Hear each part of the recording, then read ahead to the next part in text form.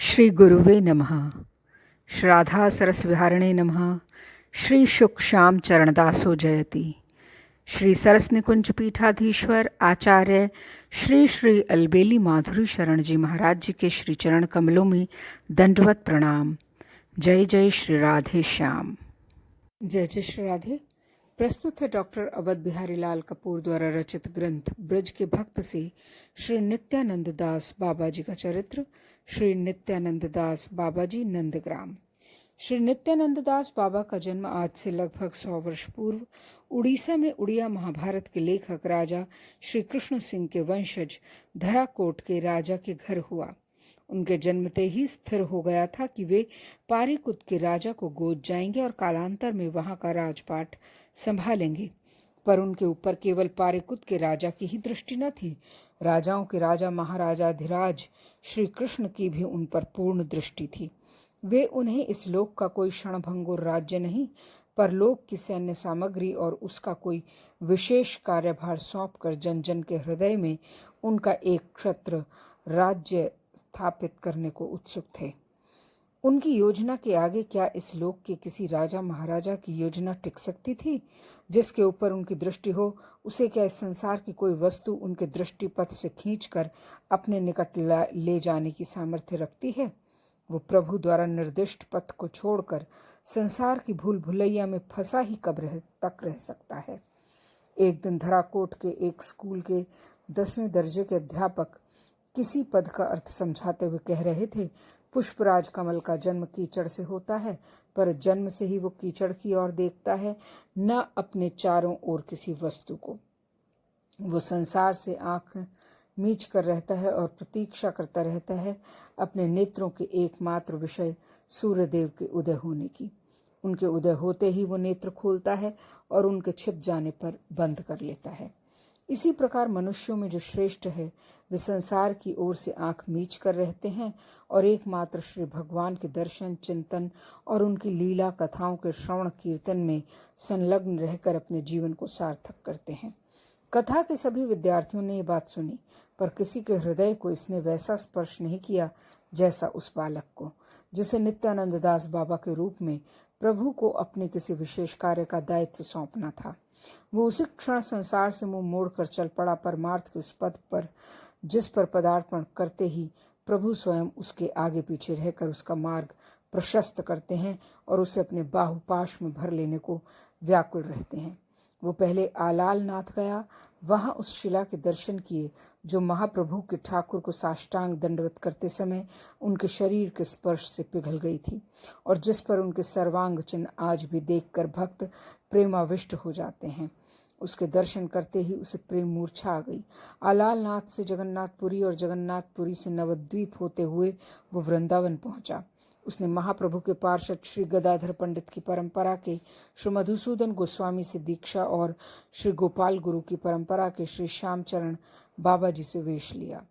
कौमार वयस के नित्यानंद बाबा कौपीन कंथा से सुसज्जित हो रज का करुआ हाथ में ले भजन करने के उद्देश्य से ब्रज के गांवों की तरफ चल पड़े। एक दिन वे एक गांव में रहते, दूसरे दिन दूसरे गांव में। उन्हें भय था कि कहीं उनके माता पिता उनका पता ठिकाना पाकर उन्हें घर लौटा ले जाने के लिए न आ जाएं।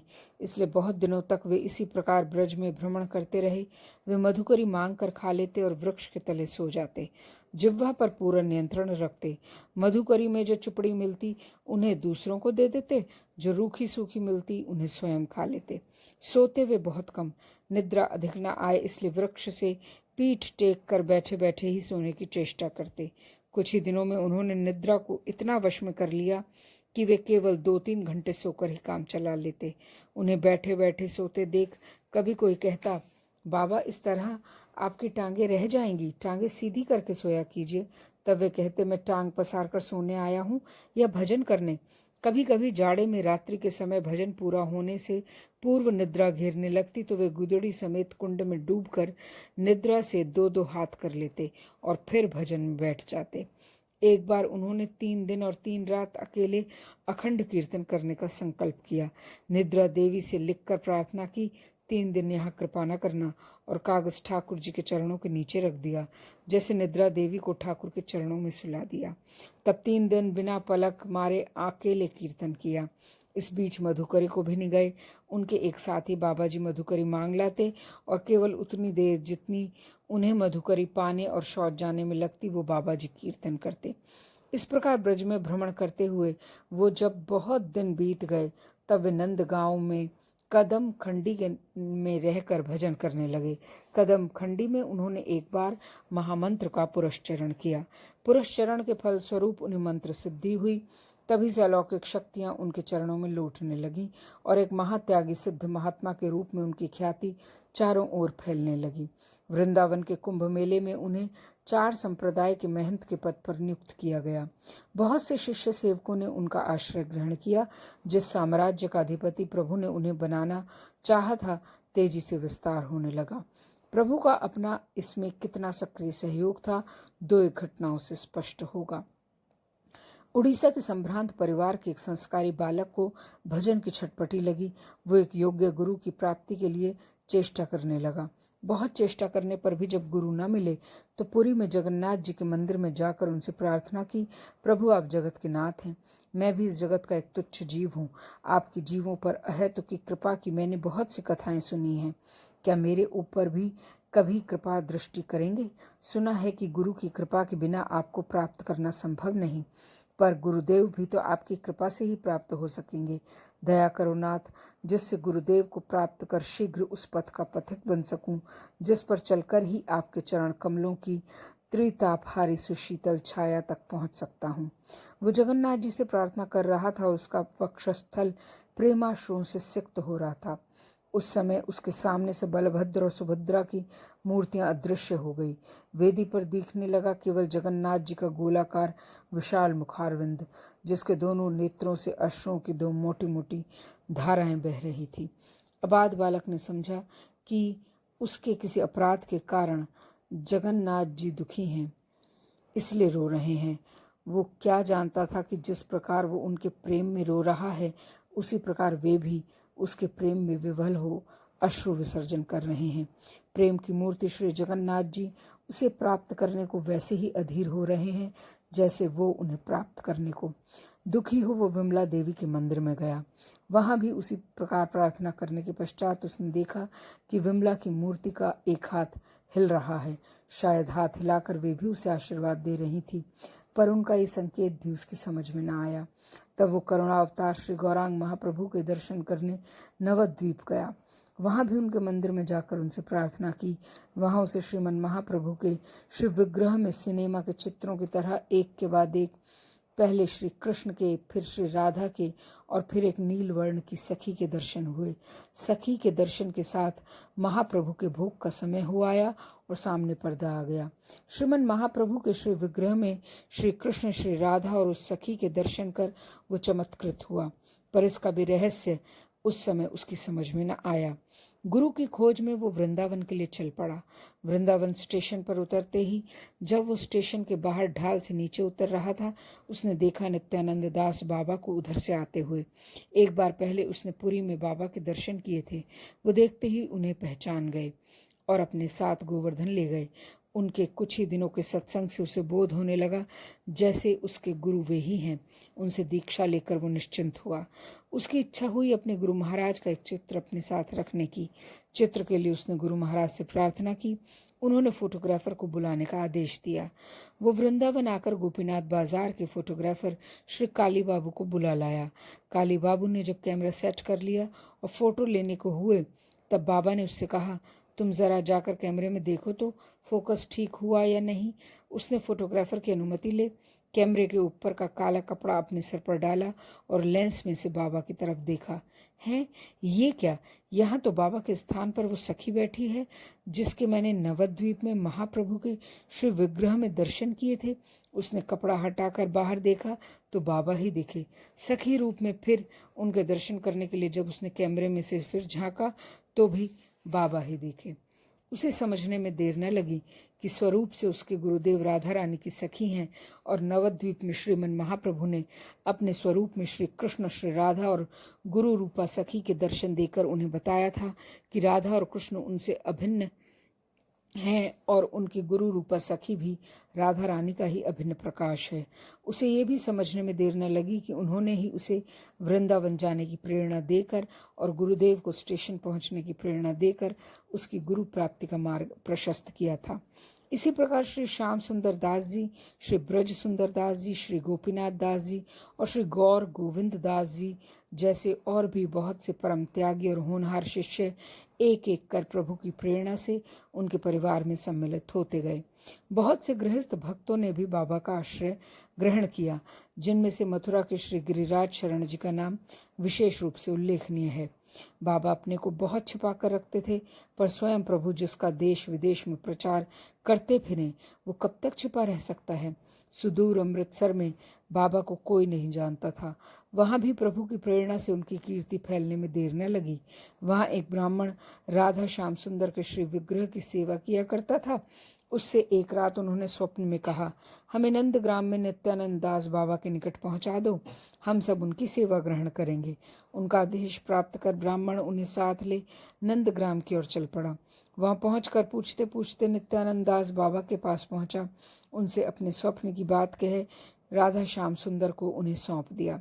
बाबा विग्रह सेवा को भक्ति का प्रधान अंग मानते हुए भी उसे इतना महत्व नहीं देते थे जितना नाम कीर्तन को। वे कभी कभी विनोद में कहा करते थे, विग्रह क्या है, गलग्रह है। आशा होता था कि त्यागी बाबा जी के लिए विग्रह सेवा उतना अनुकूल नहीं जितना नाम कीर्तन। विग्रह सेवा के लिए उसे तरह तरह की सेवा की सामग्री जुटानी पड़ती है, जिससे भजन में विक्षेप होता है। इसलिए उन्होंने कभी विग्रह सेवा नहीं रखी। पर अब श्री विग्रह आ ही गए तो क्या करते। उन्होंने ब्राह्मण से कहा, भाई मैं तो नंगा बाबा जी हूँ, रूखी सूखी खाकर पड़ा रहता हूँ, विग्रह सेवा मेरे बस की नहीं, पर इनकी इच्छा है मेरी सेवा लेने की तो छोड़ जाओ।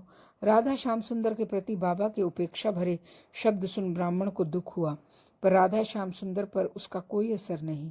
दूसरा कोई मेहमान होता तो तुरंत लौट जाता, पर ये दोनों मेहमान लौट जाने को तो आए थे नहीं। ये क्या जानते नहीं थे कि बिना बुलाए मेहमान का आदर नहीं होता और खरी खोटी भी कभी कभी सुननी पड़ती है उसे। जानते थे, पर जानकर भी आए थे, खरी खोटी सुनने को ही आए थे। ये ऐसे अनोखे मेहमान थे जिन्हें वेद स्तुति भी उतनी अच्छी नहीं लगती जितनी अपने प्रिय संभ्रम संकोच रहित भक्तों की खरी खोटी अच्छी लगती है। उनकी सेवा पूजा भी उतनी अच्छी नहीं लगती जितनी उनकी प्रीति भरी उपेक्षा अच्छी लगती है। बाबा ने नंदग्राम में मुख शोधन कुंड के पास कुंजकुटी में राधा श्याम सुंदर के रहने की व्यवस्था कर दी।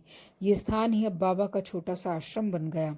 शिष्य सेवक राधा श्याम सुंदर की सेवा में नियुक्त कर दिए गए, पर उनकी सेवा की कोई विशेष व्यवस्था नहीं की गई। जो सहज रूप में मधुकरी में रूखा सूखा मिल जाता उसी का उन्हें भोग लगा दिया जाता। शिष्य कभी कहते उन्हें कुछ विशेष भोग लगाने को तो बाबा कह देते, हम कोई इनके लिए अपना स्वरूप थोड़े ही बिगाड़ेंगे, हम जो फक्कड़ बाबा जी हैं वही रहेंगे, इन्हें ही अपना स्वरूप बदलना होगा, बाबा जी के साथ बाबा जी की तरह रहना होगा। कभी मालपुए आदि को मन मचले तो पास ही तो है नंद बाबा, उनके पास जाकर जी माया करेंगे।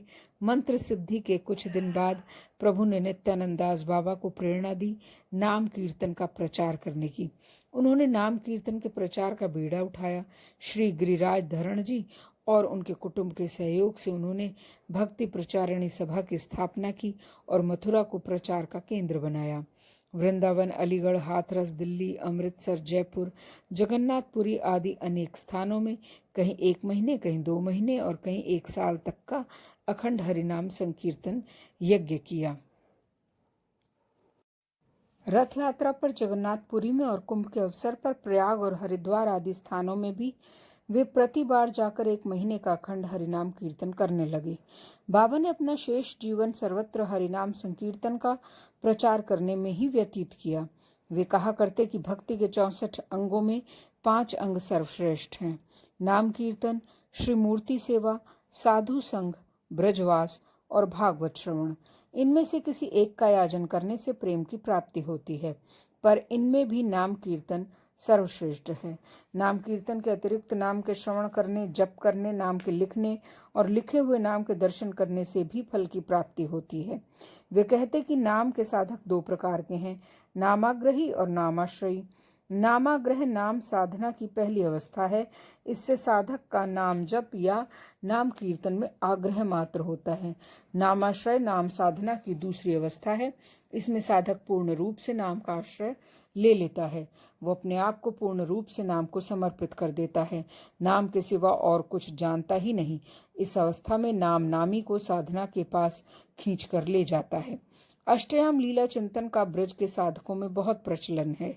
बाबा जी भी इसके समर्थक थे, पर वे नाम साधना को इससे भी ऊंचा स्थान देते थे। उनका कहना था कि नाम कल्पतरु है, इसके द्वारा साधक सभी कुछ प्राप्त कर लेता है। नाम कल्पतरु को प्रेम से सींचते रहने से इसमें अंकुर फूट आते हैं और लीला स्फूर्ति रूपी पल्लव उसमें अपने आप विकसित हो जाते हैं। साधक की प्रारंभिक अवस्था में वे लीला चिंतन का निषेध करते थे। कहते थे कि लीला चिंतन कोई हंसी खेल नहीं। लीला चिंतन में साधक युगल की कोई सेवा लेकर रहता है जो उसे तत्परता से श्रद्धा पूर्वक करनी होती है। एक बार उन्होंने बताया कि एक बाबा जी लीला चिंतन में सेवा कुंज में जुगल की पीकदानी की सेवा करते थे। एक दिन वे समय अनुसार चिंतन की सेवा न कर सके। दूसरे दिन प्रातः जब वे सेवा कुंज गए तो देखा कि जगह जगह पान की पीके पड़ी हैं। चिंतन में जो सेवा की जाती है उसे प्रभु अंगीकार करते हैं। उसे पूरी श्रद्धा और विश्वास के साथ नियमित रूप से न करने से अपराध होता है। बाबा की साधु सेवा में भी बड़ी निष्ठा थी। नाम प्रचार के लिए वे जहां भी जाते वहां साधु सेवा भी ऐसी करते कि लोग चमत्कृत रह जाते। आश्चर्य की बात यह है कि वे जाते खाली हाथ और लौटते भी खाली हाथ। पैसा कभी हाथ से स्पर्श भी न करते, पर जहां जिस पैमाने की वैष्णव सेवा का संकल्प करते उसके लिए धन जन न जाने कहां से खिंचे चले आते। कभी कभी वे किसी व्यापारी से कहते, मुझे नाम यज्ञ करना है और यज्ञ के पश्चात जितने भी साधु आ जाएं सबकी सेवा करनी है। तुम साधु सेवा के लिए सामग्री दे दो, जो भेंट आएगी उससे तुम्हारा सब पैसा चुका दूंगा। यदि उससे न चुका तो किसी और अवसर पर ब्याज सहित चुका दूंगा। इस बीच यदि मर गया तो तुम्हारा कर्ज चुकाने के लिए फिर से जन्म लूंगा। व्यापारी जानते थे कि बाबा के किसी काम में पैसे की कमी तो कभी होती नहीं। साक्षात लक्ष्मी उनकी सेवा के लिए प्रस्तुत रहती हैं, इसलिए वे बिना सोचे विचारे उन्हें जितनी भी सामग्री की आवश्यकता होती दे देते। एक बार उन्होंने वृंदावन में कुंभ के अवसर पर नाम यज्ञ किया। सेठ हरगुलाल ने आकर कहा, बाबा मेरे लिए कोई सेवा हो तो आज्ञा करोगे? बाबा ने ऊंचे स्वर में पूछा। क्यों नहीं बाबा, आप आज्ञा करें। 100 टन घी भेज देना। 100 टन घी का क्या करेंगे बाबा? तुम देखोगे क्या करूंगा। सेठ जी की समझ में 100 टन घी की बात फिर भी नहीं आई। उन्होंने 10 टीन ही घी भेज दिया, पर बाबा का इतने घी से क्या होना था। उसी दिन रात में कानपुर के एक सेठ को राधा कृष्ण ने स्वप्नादेश दिया। वृंदावन के कुंभ मेले में महंत नित्यानंद दास बाबा नाम यज्ञ कर रहे हैं। उन्हें 100 टीन घी और उसी परिमाण में आटा, चीनी, मैदा और सूजी आदि पहुंचा दो। दूसरे दिन ट्रकों में सामान लद कर चला आया। सेठ जी साथ आए। बाबा का डेरा पूछते पूछते उनके पास आकर बोले, बाबा आप ही हैं महंत नित्यानंद दास बाबा?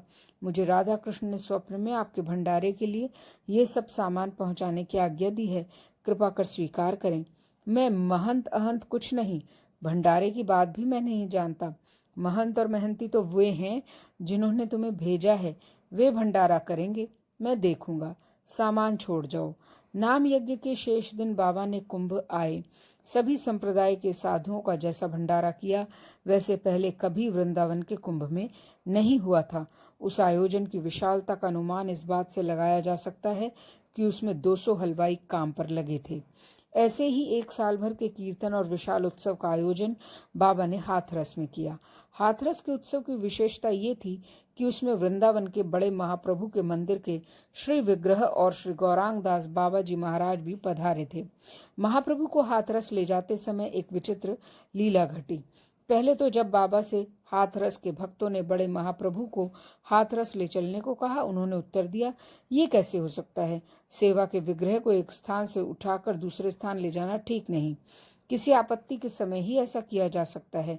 हाथरस तक महाप्रभु को ले जाने में कितना कष्ट होगा, उन्हें तुम नहीं जानते।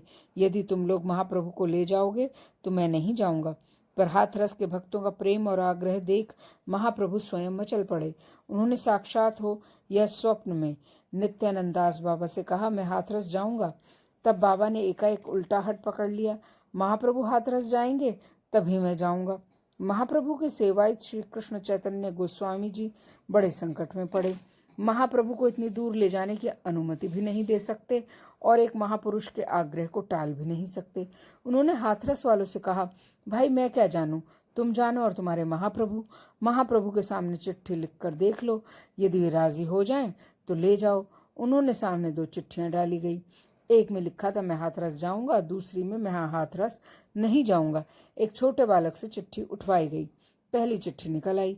भक्तों ने हर्ष ध्वनि के साथ महाप्रभु की जय जयकार की। बड़े यत्न से उन्हें हाथरस ले गए। वहां उत्सव में नित्य कीर्तन और कथा होती। कथा पहले नित्यानंद दास बाबा कहते, पीछे गौरांग दास बाबा जी। नित्यानंद दास बाबा साधन की बात अधिक कहते और श्री गौरांग दास बाबा रस की। दोनों कथाओं की विवेचना करते हुए नित्यानंद दास बाबा कहते, मेरी कथा तुम्हारे हृदय के मल को धोती है, गौरांग दास जी की उसे रंग कर आकर्षक और प्रभु के लिए लोभनीय बनाती है। श्री नित्यानंद दास बाबा के अनुगत्य में और महाप्रभु और गौरांग दास बाबा के सानिध्य में उस उत्सव में जो रस की वर्षा हुई उसका वर्णन करते हुए आज भी हाथरस के भक्त रोमांचित हो जाते हैं। उनका कंठ भर आता है और नेत्र सजल हो जाते हैं। उत्सव में जो अखंड दीप जलाया गया वो आज भी वैसे ही जल रहा है। बाबा ने आज्ञा की थी, यह अखंड दीप निरंतर जलता रहे। अग्निदेव स्वयं अन्य देवगण सहित अलक्षित रूप से कीर्तन चलाते रहेंगे। तुम लोग नित्य 2 घंटे उसमें सहयोग दे दिया करना। हाथरस के भक्त बाबा की आज्ञा का प्रेम से पालन करते आ रहे हैं। हाथरस के पश्चात बाबा ने अलीगढ़ में भी वैसे ही साल भर के कीर्तन का आयोजन किया, जिसमें सहस्त्रों नर नारियों ने भाग लिया। दिन में स्त्रियां भाग लेती, रात्रि में पुरुष। कीर्तन की समाप्ति पर 108 ब्राह्मणों द्वारा विष्णु यज्ञ और एक बड़े उत्सव की व्यवस्था की गई। उस समय अलीगढ़ में दफा 144 लगी हुई थी, पर कलेक्टर को कुछ अनुभव हुआ जिसके कारण उसे दफा 144 में भी उत्सव की इजाजत देनी पड़ी। मुसलमानों ने भी उत्सव में सहयोग किया। यज्ञ में घी की कमी पड़ गई। बाबा ने माताओं से 1-1 तोला घी घर से लाने को कहा। इतना घी एकत्र हो गया कि उसे शेष करना मुश्किल हो गया। केले के पेड़ के छिलकों की नाली से बहाकर घी की मोटी मोटी धारें अग्निकुंड में उड़ेली गईं। अंतिम दिन साधु सेवा के पश्चात सामान इतना बचा कि अलीगढ़ के लगभग सभी हिंदुओं के घर 1-1 पैकेट मिठाई भेजी जा सकी। जो भेंट आती रही, बाबा ने एक सत्संग भवन के निर्माण के लिए अलीगढ़ के भक्तों को सौंप दी। सत्संग भवन और उसके ऊपर एक गीता भवन का निर्माण बाबा के सामने उत्सव समाप्ति के पूर्व ही हो गया। सत्संग भवन में नित्य कीर्तन की व्यवस्था कर दी गई। अलीगढ़ में लोगों ने बाबा की आसन सिद्धि की बात विशेष रूप से नोट की। वे दिन भर भजन कीर्तन में संलग्न रहते। शाम 6 बजे प्रसाद पाकर 8 बजे तक विश्राम करते। फिर 8 बजे से प्रातः 4 बजे तक एक आसन पर बैठे रहकर हरिनाम करते। अलीगढ़ के उत्सव के संबंध में एक और उल्लेखनीय बात यह है कि गीता भवन में किसी विशेष आयोजन के अवसर पर श्री दुर्गा शरण एडवोकेट ने बाबा से प्रवचन करने की प्रार्थना की। उसमें बहुत से अंग्रेजी पढ़े लिखे लोगों को आमंत्रित किया गया था। बाबा ने कहा, मैं अंग्रेजी पढ़े लिखे लोगों की सभा में क्या बोलूंगा, खग की भाषा खग ही जाने, तुम गोपीनाथ को ले आओ। गोपीनाथ दास बाबा अंग्रेजी के प्रोफेसर रह चुके थे, इसलिए उन्होंने उन्हें इस कार्य के लिए उपयुक्त समझा। सभा में एक विद्वान सन्यासी को भी बोलने के लिए आमंत्रित किया गया था। उन्होंने अद्वैत सिद्धांतों पर बड़ा प्रभावशाली भाषण दिया। उनके पहले और कई विद्वान बोल चुके थे, पर उनके भाषण के बाद ऐसा लगा कि उस दिन का सेहरा उन्हीं के सर बंधेगा। पर उसके बाद गोपीनाथ दास बाबा से बोलने को कहा गया। उन्होंने उससे भी कहीं अधिक प्रभावशाली ढंग से उन सभी तर्कों को काट कर रख दिया जो सन्यासी जी ने अद्वैत मत की पुष्टि में प्रस्तुत किए थे। उन्हें लगा कि बाबा की कृपा से उनके मन मानस में ऐसे विचारों का जस्र स्रोत उमड़ा चला आ रहा है जिसकी उन्होंने कभी कल्पना भी नहीं की थी। वे केवल यंत्रवत अंग्रेजी भाषा में उन्हें श्रोताओं के समक्ष प्रस्तुत करते जाते थे। गोपीनाथ दास बाबा को तनिक भी संदेह नहीं था कि बाबा की अपनी शक्ति ही उनके माध्यम से कार्य कर रही थी। पर जब लोगों ने उनके भाषण की बाबा से प्रशंसा की तो उन्होंने उनसे कहा, अब तुम कहीं भाषण मत करना, जो दूसरे कहें उसे केवल सुन लेना, किसी का खंडन मंडन करना ठीक नहीं। उड़ीसा में भी बाबा ने गांव-गांव में जाकर नाम संकीर्तन का बहुत प्रचार किया। उत्तरी भारत के श्रीमद् भागवत सप्ताह की तरह वहां उन्होंने नाम सप्ताह की प्रथा चलाई, जिसमें भक्त मंडलियां 7 दिन तक बारी बारी से नृत्य के साथ अखंड नाम कीर्तन करती हैं। साधारण लोगों की बाबा के संबंध में धारणा थी कि वे नाम कीर्तन के प्रचार के उद्देश्य से अपनी अलौकिक शक्ति का प्रयोग कर इतने विशाल आयोजनों के लिए अपार सामग्री एकत्र करने में समर्थ होते हैं। भिक्षा मांगने की बात तो केवल उस पर ढक्कन डालने के लिए होती है, पर जो भी हो, वे अपनी अलौकिक शक्ति का प्रयोग भगवत कार्य के लिए ही करते थे, किसी के सांसारिक कार्य के लिए नहीं। जब हाथरस में अखंड हरि नाम कीर्तन चल रहा था, बाबा श्री लक्ष्मी नारायण जी के यहाँ ठहरे थे। किसी व्यक्ति का इकलौता लड़का असाध्य बीमारी से पीड़ित था।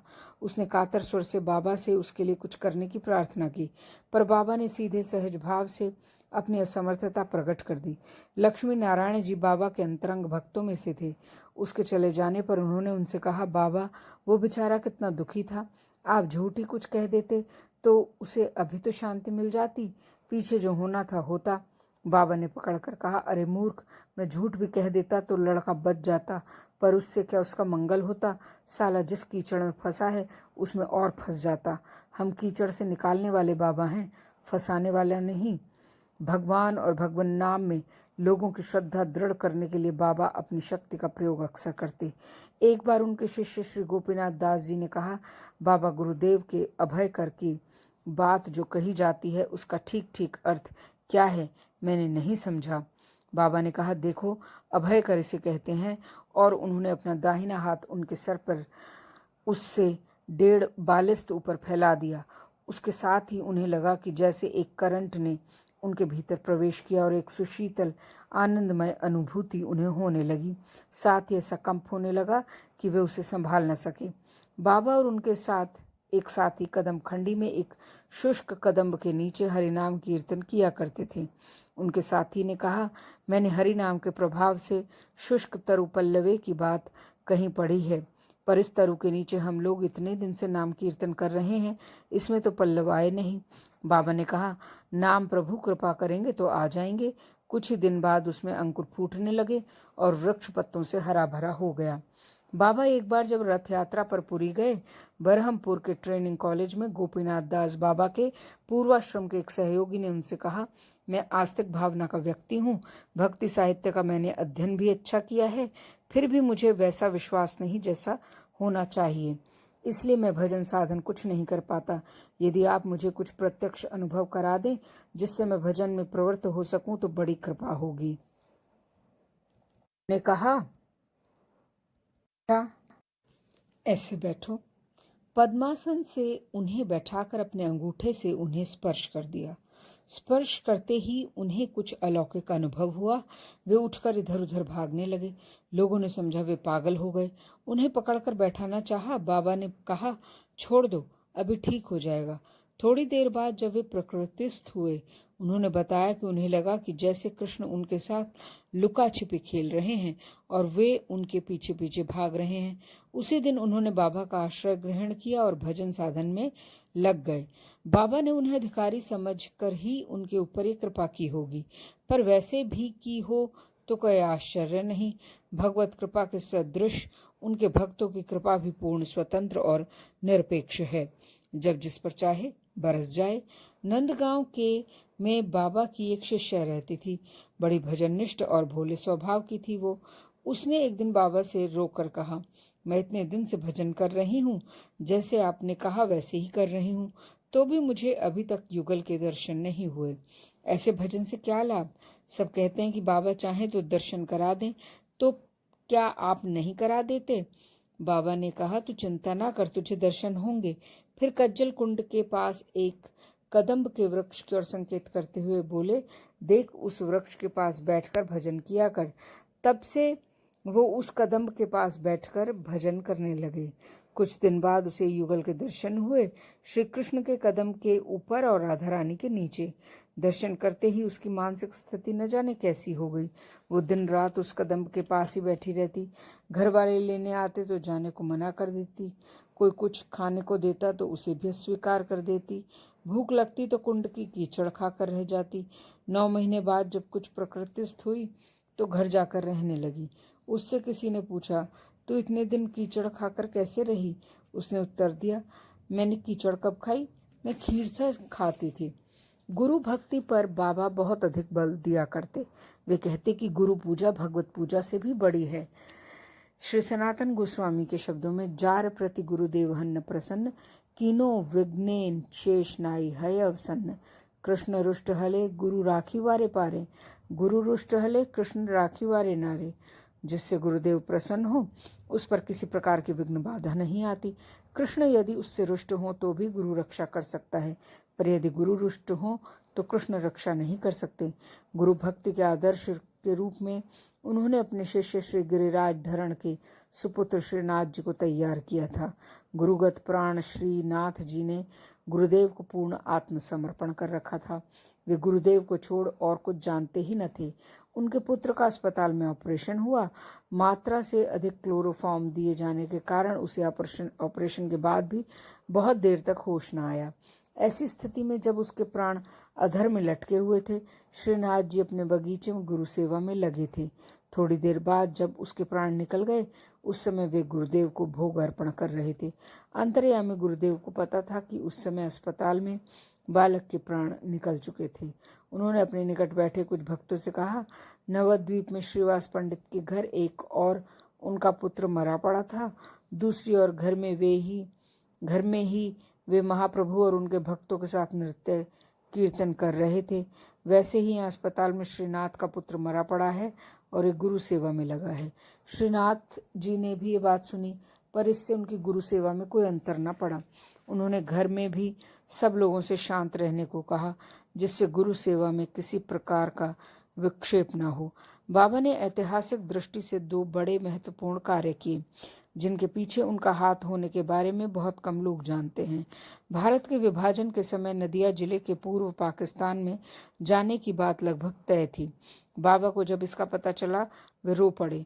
उन्होंने कहा, कली पावन अवतार श्रीमन महाप्रभु की पवित्र जन्मभूमि पाकिस्तान में चली जाए, ये मैं अपने जीते जी नहीं देख सकता। मैं सत्याग्रह करूंगा।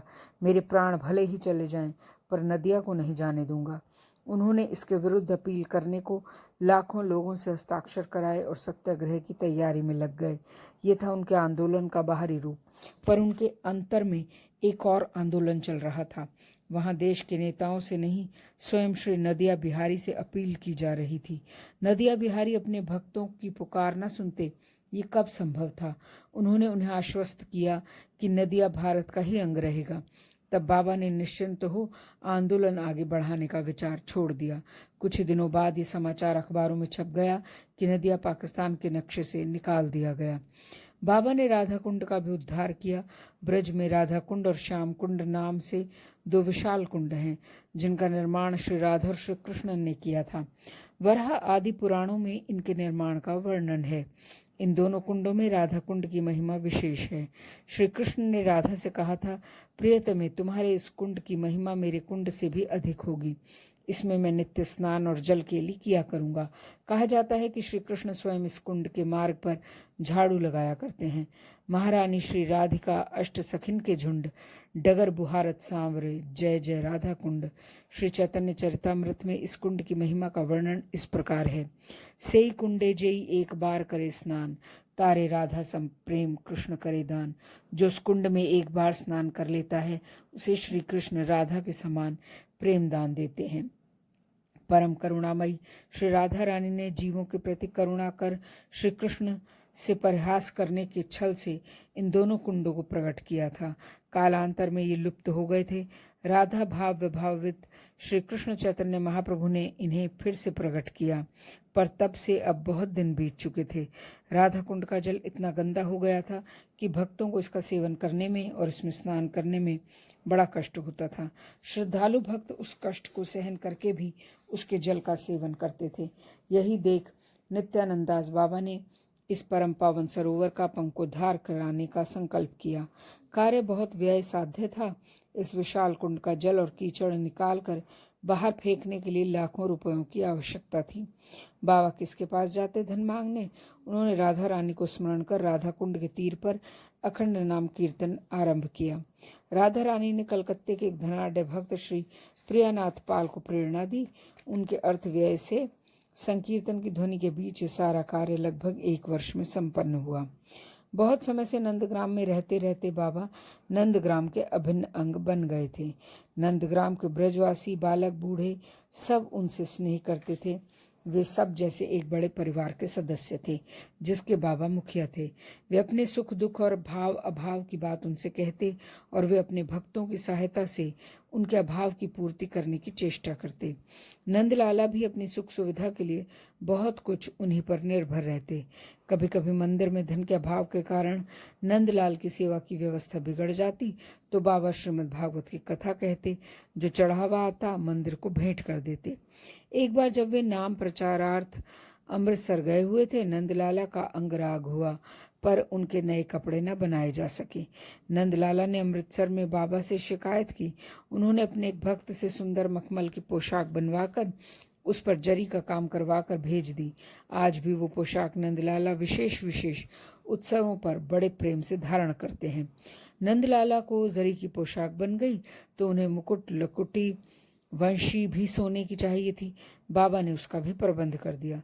दिल्ली के एक बड़े व्यापारी की पत्नी बीमार पड़ी। उसके जीवन की कोई आशा न रही।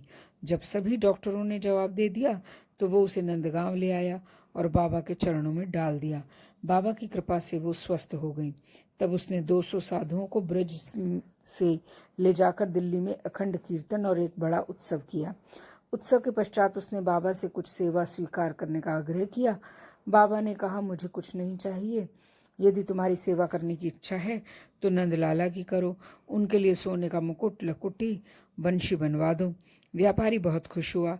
उसने नंदलाल के लिए बहुत सुंदर रत्न जड़ित सोने के मुकुट, लकुट और वंशी बनवा दिए, जिन्हें वे आज भी विशेष अवसर पर धारण करते हैं। बाबा के एक भक्त श्री बिहारी लाल पोद्दार के लड़के का विवाह हुआ। उन्होंने बाबा से बारात में चलने का आग्रह किया। बाबा ने कहा, चलेंगे, पर हमारे सखा सखी भी हमारे साथ चलेंगे। उनके कहे अनुसार पोद्दार जी ने 8 गोस्वामी बालकों और 8 गोस्वामी बालिकाओं को भी आमंत्रित कर दिया। वे सब गए तांगों में बैठकर कीर्तन करते हुए। बाबा और उनके सेवक गए पैदल कीर्तन करते हुए। गोस्वामी बालक और बालिकाओं की बारातियों में सबसे अधिक सेवा की गई। रमण गोस्वामी नाम के एक उद्दंड प्रकृति के गोस्वामी को जब इसका पता चला तो उन्होंने बाबा के पास जाकर उन्हें गालियां सुनाई और थप्पड़ मारकर कहा, मुझे क्यों नहीं ले गया। बाबा ने गोस्वामी जी को दंडवत कर उनसे क्षमा प्रार्थना की, पर नंदलाला से बाबा का ये अपमान न देखा गया। कुछ दिन बाद गोस्वामी जी मंदिर की छत से गिरे और मर गए। नंदलाला बाबा से कम सहनशील थे क्या? नहीं, उनके बराबर सहनशील और कौन हो सकता है, जिन्होंने भृगु का पदाघात सहन करके भी उनकी क्षमा प्रार्थना की थी उनसे, पर उनसे अपने भक्त का अपमान सहन नहीं हुआ। ये सर्वशक्ति और सर्वगुण संपन्न नंद के उस लाला की सबसे बड़ी लाचारी है कि वह अपने प्रिय भक्तों का अपमान सहन नहीं कर सकता। बाबा अक्सर कहा करते, रहे मथुरा मरे वृंदावन जरे नंदगांव। उनका तात्पर्य होता, मथुरा सारा जीवन मेरे प्रचार का केंद्र रहा, वहां मैं स्वस्थ रहा। अब मरूंगा वृंदावन जाकर और जलाया जाऊंगा नंदगांव में।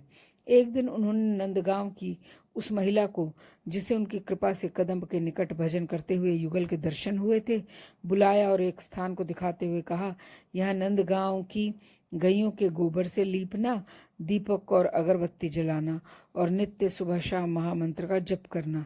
नंदगांव के ब्रजवासियों से कहा, जब मेरा शरीर वृंदावन से यहाँ आए, इस स्थान पर मेरा संस्कार करना।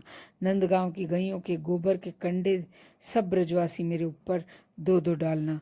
जब शरीर जल जाए, उसकी भस्म नंदगांव में सब जगह बिखेर देना, जिससे नंदलाल के चरण उस पर पड़ा करें। वो महिला उसी दिन से बाबा के संस्कार के लिए भूमि तैयार करने में जुट गई। बाबा विनोद में उसे शमशान देवी कहकर पुकारने लगे। शरीर छोड़ने के 1 वर्ष पूर्व वे वृंदावन चले गए। वहां अपने गुरु स्थान गोपाल गुरु में रहकर भजन करने लगे। सारा दिन और रात नाम जप करते, बाहर कहीं नहीं जाते, किसी विशेष बात भी न करते। कोई उनके पास आता तो कहते, 5 मिनट नाम कीर्तन की भिक्षा दो। वो 5 मिनट नाम कीर्तन सुनाता और चला जाता। उनके सामने आगे पीछे बड़े बड़े अक्षरों में हरिनाम महामंत्र लिखा रहता। महाप्रभु की अर्धांगिनी श्री विष्णु प्रिया की तरह वे चावल के दानों की सहायता से हरि नाम की गणना करते। इस प्रकार उन्होंने हरि नाम का दर्शन, हरि नाम का श्रवण और हरि नाम का ही कीर्तन करते हुए 1 वर्ष अपने गुरु स्थान पर व्यतीत किया। हरि नाम श्रवण कीर्तन के साथ साथ उनका लीला चिंतन बराबर चलता रहा। सन 1964 द्वादशी के दिन उनका शरीर कुछ अस्वस्थ होने लगा। फाल्गुनी शुक्ला एकादशी को वे दिन भर नेत्र बंद किए पड़े रहे। चारों ओर शोक और विषाद छा गया। सबने समझा कि ये उनका शेष दिन है, पर रात 10 बजे उन्होंने नेत्र खोले। विषाद के वातावरण में आशा की एक किरण फूट निकली। जय निताई की हर्ष ध्वनि से आकाश गूंज गया। उस ध्वनि के साथ ही रात्रि में 10 बजे, जो अष्टयाम लीला में रास का समय है, बाबा ने रास लीला में प्रवेश किया। उनका पार्थिव शरीर उनके पूर्व निर्देश के अनुसार नंदगांव ले जाया गया। उसी स्थान पर जिसे शमशान देवी ने ठीक कर रखा था, उनका अंतिम संस्कार हुआ। नंदगांव के स्त्री, पुरुष, बालक और वृद्ध सभी ब्रजवासियों ने अपने अपने घर से कंडे लाकर बाबा की चिता पर डाले। क्रंदन और कीर्तन के साथ उनका दाह संस्कार किया। उनकी भस्म नंदगांव के में सर्वत्र बिखेरी और अपने अपने माथे पर चढ़ाई। कई स्थानों पर नाम कीर्तन और साधु सेवा का जो कार्यक्रम बाबा ने प्रारंभ किया था, उनके भक्त उनकी स्मृति में आज भी चला रहे हैं। उन्होंने एक बार श्रीनाथ जी से 1008 नाम सप्ताह यज्ञ की बात चलाई थी। उनके धाम पधारने के पश्चात श्रीनाथ जी ने अपनी बगीची में इसका शुभारंभ किया। आज भी ये विधिवत चल रहा है। सन 1984 में इसकी समाप्ति होने को है। नंदगांव में बाबा के प्रधान शिष्य श्री राधे श्यामदास बाबा जी महाराज के प्रयास से नाम सेवा और वैष्णव सेवा उसी रीति से होती चली आ रही है जिस रीति से बाबा किया करते थे। जन्माष्टमी, होली और दोनों ब्रज परिक्रमाओं के अवसर पर बाबा नंदगांव में आए सभी साधु वैष्णवों की पंगत किया करते थे, जो आज भी हो रही है। श्री राधा सरस बिहारी लाल की जय। जय जय श्री राधे श्याम।